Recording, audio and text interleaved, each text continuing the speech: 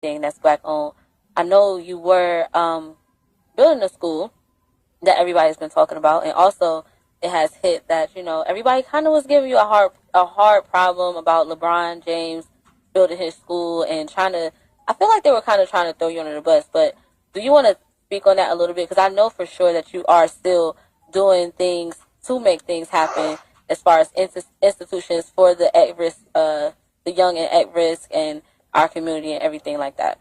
It's interesting you brought up the LeBron James situation because it seems like every time I go to Africa, something happens big with me on social network. Every single year I go to Africa, something pops off. So while we were traveling through Ethiopia, I started getting all these texts about the LeBron James.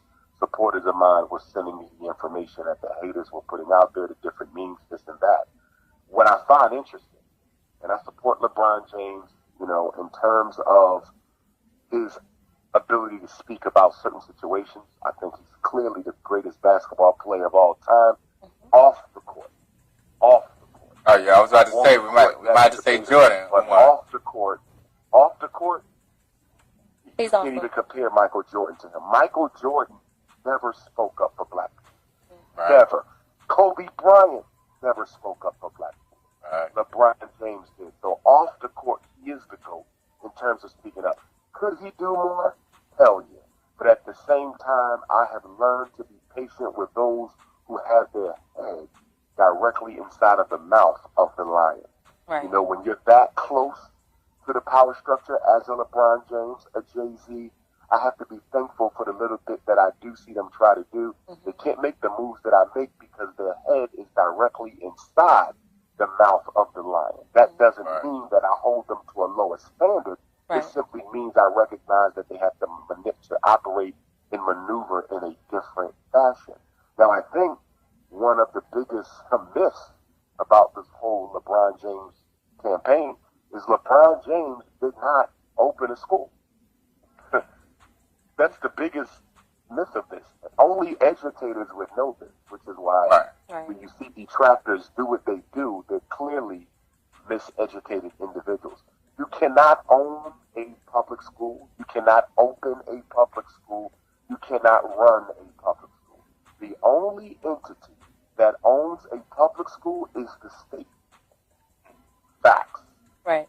Now, when I first heard about it, I said, okay, LeBron opened up an independent school, or LeBron opened up a private school. But when I finally saw the information, and it's the Akron public school, I said, okay, this is not what people think it is. Right. It's no different than Jalen Rose's charter school in Detroit.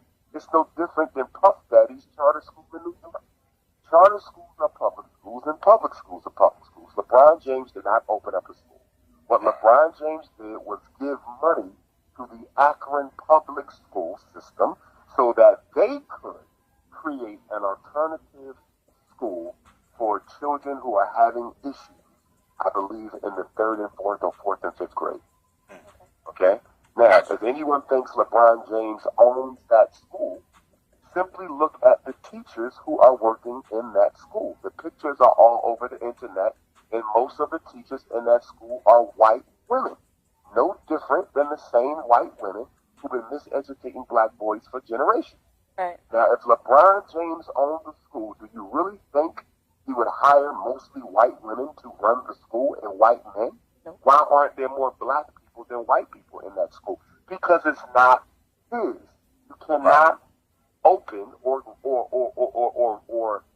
you can't open a public school. Public schools are owned by the state. What he did was he gave money, and what he did was he allowed them to use his name. That's it. Which is why you haven't really heard him speak much about it, because it's not his operation. Right. His money, his name, it's white people's operation. Right. So for me, for people to compare me to that is absolutely ridiculous. Because what I'm trying to do is the total opposite. I'm trying to give black children black teachers, not white teachers. LeBron James is not changing the game. It's the same old story. And I'm not blaming him because it ain't his school. It's only his money and his name. Right. See? But, with the Frederick Douglass Marcus Garvey Academy, we're trying to change the way black children think. We're trying to change the way that they see themselves. We're trying to change their ability to understand economics, politics, military science. The subjects that I'm teaching at FDMG, none of them will be taught at LeBron. And I don't even want to call it LeBron James School because it's not. None of them will be taught by the Akron Public School that LeBron James is funding. None of my subjects will be taught in that school. But again, this is not me versus him because I respect the brother, right. Obviously. There's no issues there. It just shows you how ignorant coons can be right. in their desire to try to make mockery of my work. You know, LeBron School. LeBron James does not have a school. That is an Akron public school. Galen Rose does not have a school. That is a Detroit charter school. Puffy Combs does not have a school. That is a Harlem charter school. Talk to me when one of these rich Negroes actually uses their money to build an independent school with black teachers out of their own money where they control the curriculum, they control the pedagogy, they control the instruction, and most of all, they hire the teachers. Right. LeBron James didn't hire a single soul for that school. And if he did hire all those white women, well, guess what? I would have to reassess the respect that I have for him. But it's not his school. It's just his money. Right.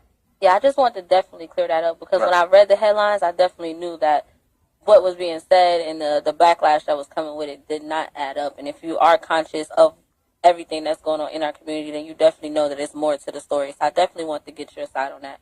Because I know for a fact that you are doing exactly what you said you're going to do as far as your school and the difference between that and LeBron James. So it was very important for me to get that out there for everybody to know that. And the other thing I want to say, for the sake of clarity with the school project, what I found so interesting about the hate campaign, and let's be clear why there is a hate campaign. Let me just give a quick history. The school fundraiser began in the spring of 2014. So we're 15, 16, 17, 18. We're 4 years into raising the fund. Right. The hate campaign did not start when the school campaign began. The hate campaign